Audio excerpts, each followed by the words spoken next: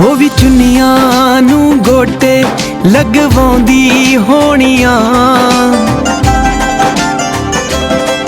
ਤਲੀਆਂ ਤੇ ਮਹਿੰਦੀ ਨਾ ਮੋਰ ਪਾਉਂਦੀ ਹੋਣੀਆਂ। ਮੇਰੀ ਚੜ ਕੇ ਜਨ ਜਾਣੀ ਯਾਰ ਨੇ ਖੋਲਿਆ ਪਿਆਰ ਦਾ ਬੂਹਾ, ਗੱਲ ਸੁਣ ਲੈ ਸਰਜੀ